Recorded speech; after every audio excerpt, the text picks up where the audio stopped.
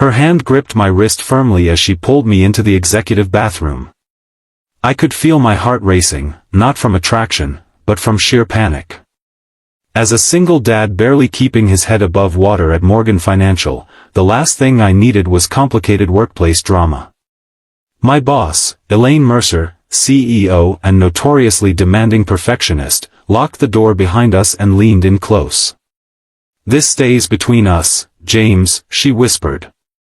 "If you've ever had your entire future flash before your eyes in a single moment, you know exactly how I felt." But what happened next changed everything, not just for me, but for my 7-year-old daughter Emma too. Before I tell you how that bathroom conversation transformed our lives, take a quick second to like this video and subscribe to the channel for more heartfelt stories about finding hope in unexpected places. 3 months earlier, I had joined Morgan Financial as a senior analyst. After my wife Sarah's death from cancer 2 years prior, our savings had dwindled to almost nothing. Medical bills, funeral expenses, and suddenly becoming both mom and dad to our daughter had left me emotionally and financially drained. The morning of the company holiday party, Emma had woken up with a fever. My regular babysitter canceled last minute, and my parents lived 2 states away. I'd called in, explaining I couldn't make it to the mandatory event. "It's not optional, James," my department head had said coldly. "Elaine expects everyone there. Figure it out."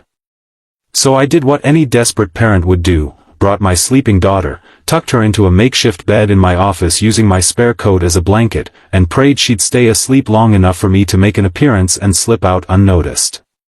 For an hour, I circulated through the grand ballroom, making the expected small talk, checking my phone every 5 minutes. The company had spared no expense: crystal chandeliers, a live band, waiters carrying trays of champagne. Everyone dressed in their finest, celebrating another record year. I felt like an imposter in my 3-year-old suit, the one I'd worn to Sarah's funeral and hadn't replaced because Emma needed new shoes more than I needed new clothes. Then my phone vibrated. A text from the security guard I'd befriended when working late: "Your daughter is awake and looking for you."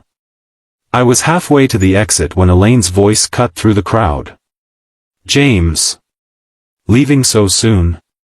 We haven't had a chance to discuss your proposal." Elaine Mercer stood before me in a tailored black dress, her silver hair cut in a sharp bob that matched her reputation for precision and excellence. At 55, she'd built Morgan Financial from a small consultancy to a financial powerhouse through sheer will and brilliant strategy. "I'm sorry, Ms. Mercer." "Family emergency," I mumbled, already backing toward the door. Her eyes narrowed. "Follow me." It wasn't a request. In the corporate hierarchy, when the CEO commands, you obey. So I followed her through the crowd, past curious glances, down the hallway to the executive bathroom, private, luxurious, and absolutely off-limits to someone at my level. That's where she pulled me inside and whispered those words that made my stomach drop: "This stays between us."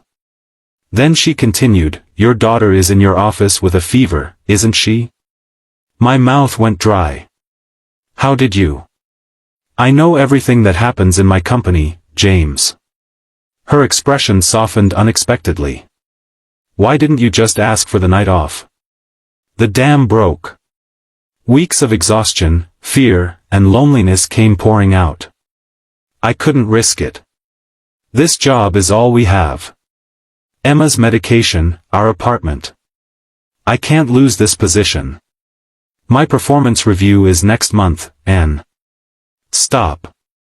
Elaine held up her hand. "I've read your work. Your analysis on the Westbrook acquisition was brilliant. Your job isn't in jeopardy." Relief washed over me, but confusion quickly followed. "Then why are we in the bathroom?" She sighed, leaning against the marble counter. "Because I don't want the entire company knowing I'm not as heartless as they think." A small smile played at her lips. "I lost my husband when my son was 8. Cancer too." The revelation stunned me into silence. Nothing in the company biography mentioned this. It was before I started Morgan Financial.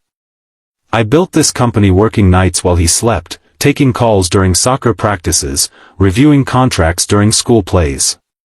She looked at me directly. I know what you're going through, James. The impossible balance. The guilt. The fear. My throat tightened. No one had understood, not really, since Sarah died. Here's what we're going to do, Elaine continued, suddenly all business again. My driver is waiting outside. He'll take you and Emma home. Tomorrow, come to my office at 9 a.m. sharp.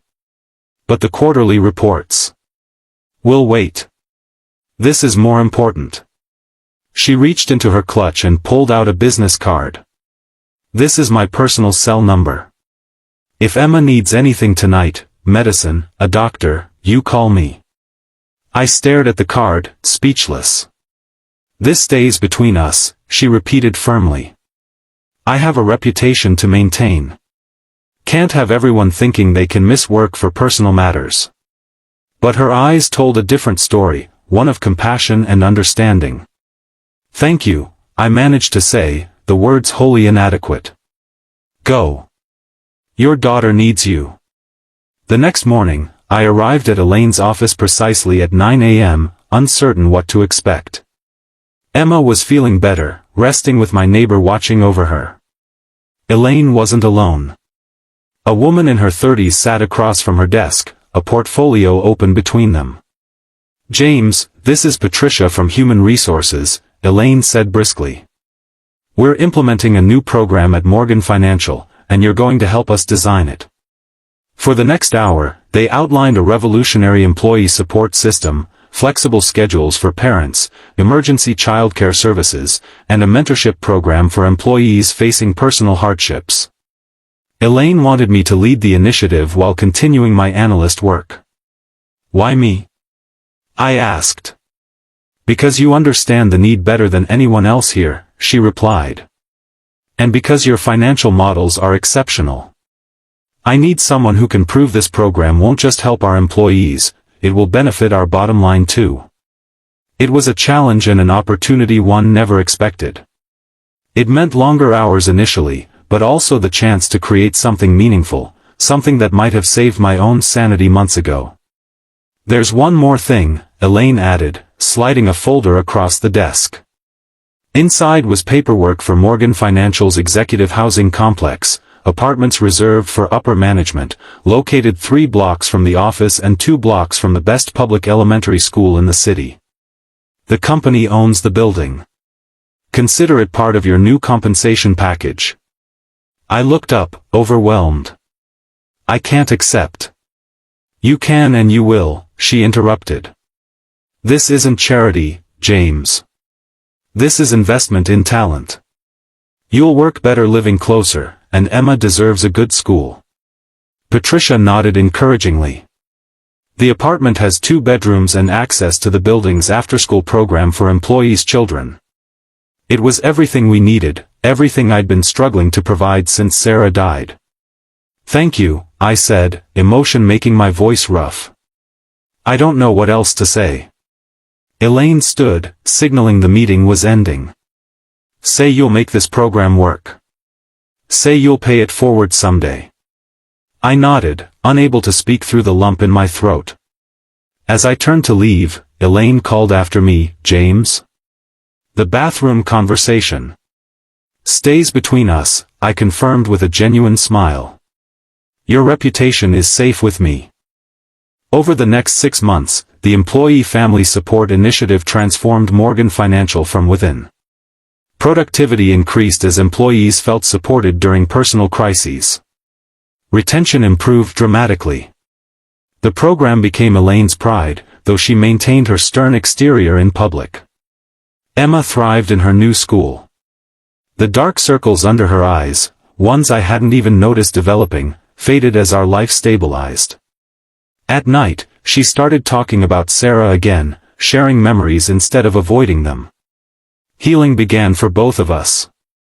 My team grew from just me to a department of 5, all working to expand the initiative.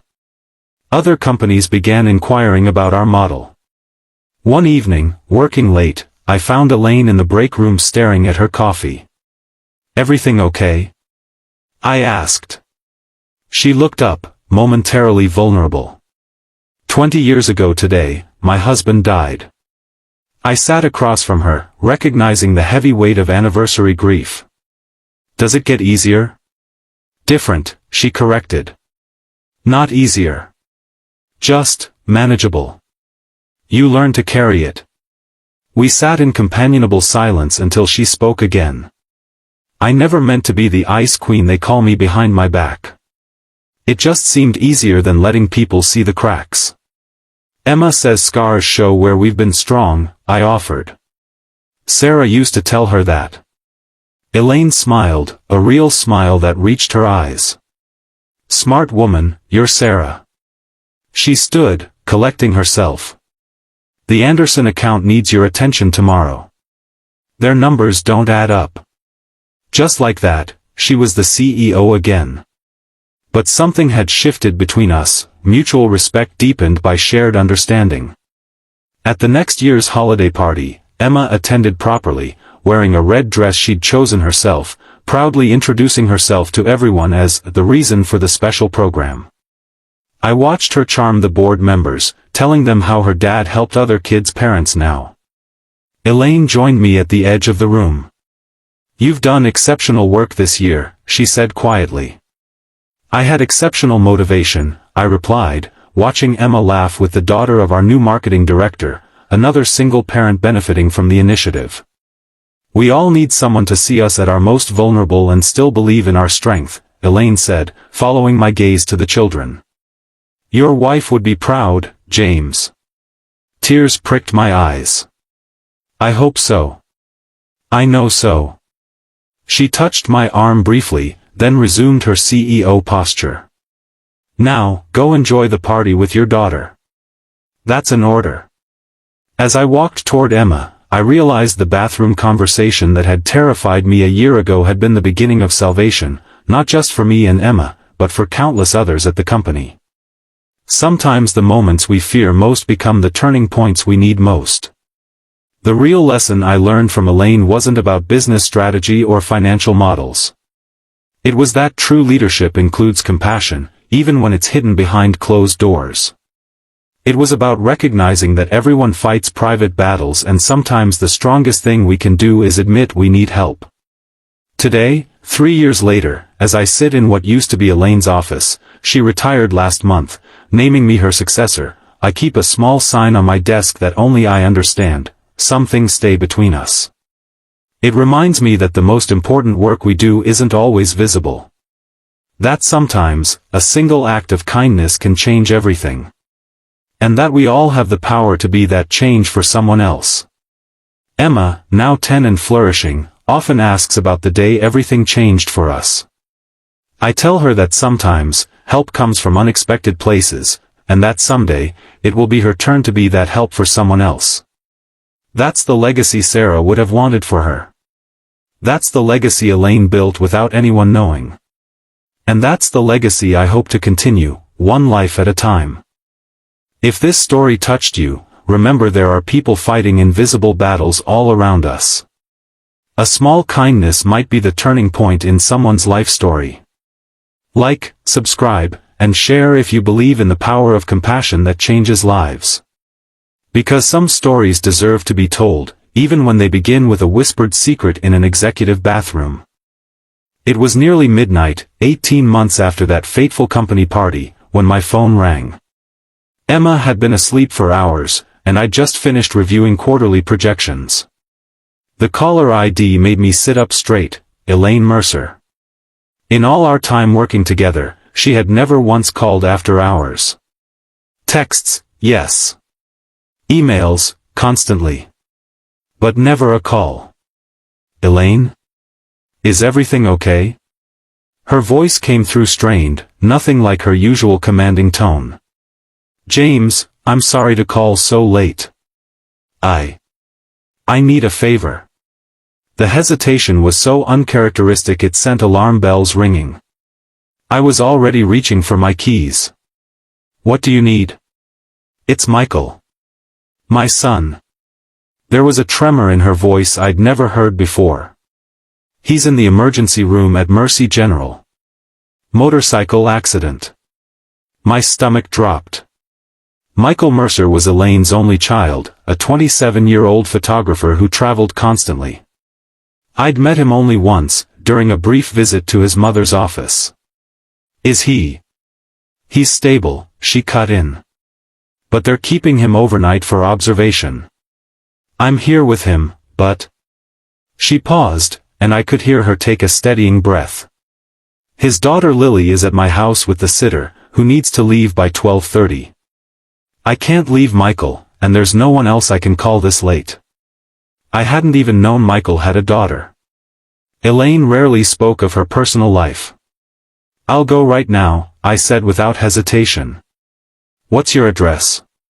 She gave me directions to her home in Westbrook Hills, a neighborhood I'd only driven through, never expecting to visit. The sitter has my key. Lily is 5.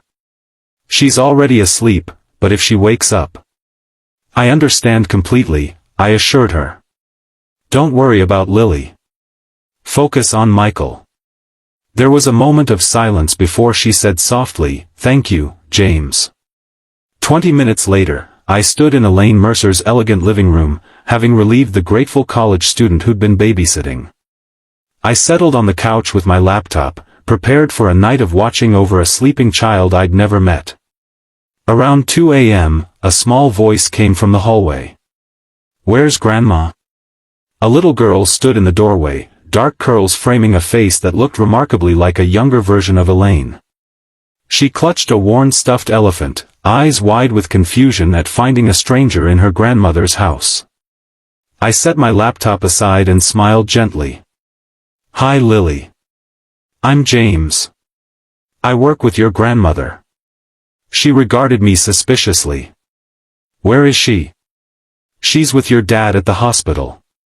He had a small accident, but he's going to be fine," I explained, keeping my tone calm and reassuring, the same voice I used when Emma had nightmares. "Your grandmother asked me to stay with you tonight." Lily's lower lip trembled. "Is my dad hurt bad?" The question transported me instantly to the night I'd had to explain to Emma that her mother wouldn't be coming home from the hospital. The raw fear in Lily's eyes was painfully familiar. "No, sweetheart. He just needs to stay overnight so the doctors can make sure he's okay," I said, patting the couch beside me. "Would you like some water? Or maybe we could read a story?" She hesitated, then climbed onto the couch, keeping a cautious distance. "I want to call Grandma." "Of course." I pulled out my phone and dialed Elaine. When she answered, I said, "Someone's awake and would like to talk to you," before passing the phone to Lily. The transformation on the child's face as she heard her grandmother's voice was immediate, relief washing over her features.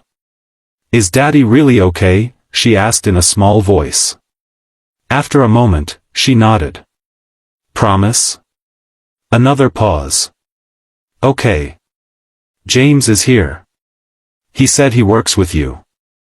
She listened again, then looked at me with new interest. "Okay. I love you too." She handed the phone back to me, and Elaine's voice came through, softer than I'd ever heard it at work. "Thank you, James. I've told her she can trust you." "We'll be fine," I assured her. "How's Michael?" "Concussion, broken collarbone, road rash. Could have been much worse if he hadn't been wearing proper gear." She sounded exhausted. "The doctors say he'll make a full recovery." "That's good news. Don't worry about anything here." After we hung up, Lily looked at me with Elaine's penetrating gaze. "Grandma says you have a little girl too." I smiled. "Yes, her name is Emma. She's 7. "Where is she?" "Asleep at home. My neighbor is staying with her." Lily considered this information carefully. "Does she have a mom?" The innocent question landed like a punch to the gut, but I kept my expression gentle. "She did, but her mom died when she was little. Now it's just the two of us." Lily nodded solemnly. My mom lives in France with her new husband. I only see her in the summer. She hugged her elephant tighter. Dad says it's complicated. Families sometimes are, I agreed. I'm scared, she whispered suddenly. What if my dad has to go away too? In that moment, I understood why Elaine had called me specifically. Not because I was reliable or lived nearby, but because she knew I would understand exactly what Lily was feeling, the precarious sense that the ground could shift beneath your feet at any moment. I moved a little closer on the couch. It's scary when someone you love gets hurt. When Emma's mom was sick, we were both scared all the time. What did you do? We told each other stories. About brave knights and clever princesses who faced scary things and found their way home. I smiled at the memory. Would you like me to tell you one? She nodded, and I began a story about a young explorer with an elephant companion who went on adventures but always returned to their family. As I spoke, Lily gradually moved closer until she was leaning against my arm, her eyes growing heavy. By the time I finished the story, she was asleep. I carefully carried her back to her bed, tucking the elephant beside her. In the morning, I made pancakes, Emma's favorite, cutting them into elephant shapes that made Lily giggle. We were setting the table when the front door opened and Elaine walked in, looking exhausted but relieved. Grandma. Lily ran to her, wrapping her arms around Elaine's waist. As Elaine hugged her granddaughter, her eyes met mine over the child's head. In that unguarded moment, I saw everything she usually kept hidden, her love, her worry, her gratitude. Not the CEO, but simply a grandmother who had spent the night fearing for her son. Michael's being discharged this afternoon, she said. He'll need to stay here while he recovers. Daddy's coming here? Lily's face lit up. Yes, sweetheart. Elaine smoothed her granddaughter's wild curls. Why don't you go pick out some books you think he'd like to read with you? As Lily scampered off, Elaine turned to me. James, I don't know how to thank you. You don't need to, I said simply. You did the same for me when I needed it most. She shook her head. This was different. This was personal. So was what you did for me and Emma, I countered gently. Some things stay between us, remember? The reference to her words in the executive bathroom brought a smile to her tired face. Still, I owe you. Actually, I said, there is one thing. Emma's been asking for a playdate. Maybe sometime, when things settle down, Lily might like to come over? We have a pretty impressive collection of elephant books. Elaine looked surprised, then thoughtful. I think she'd like that. Michael will be here recovering for several weeks. Perhaps the girls could keep each other company sometimes. Perfect. I gathered my things, ready to head home to Emma. Call if you need anything else. Anything at all. At the door, Elaine stopped me with a hand on my arm. You know, when I pulled you into that bathroom last year, I just wanted to help a fellow parent in need. Her eyes were sincere. I never expected to need the same kind of help myself. That's how it works, I said with a smile. We hold each other up when we can't stand alone. As I drove home, I realized that Elaine's midnight call had completed a circle between us. No longer just boss and employee, but two people who had seen each other's vulnerabilities and responded with strength. Two single parents who understood that sometimes the bravest thing you can do is ask for help. 6 months later, when Elaine announced her plans to groom me for eventual succession, many in the company were surprised. But as Emma and Lily played together during weekend barbecues that had become a regular occurrence, I understood. Some bonds form in unexpected places, even in an executive bathroom during a company holiday party, and change the course of lives forever.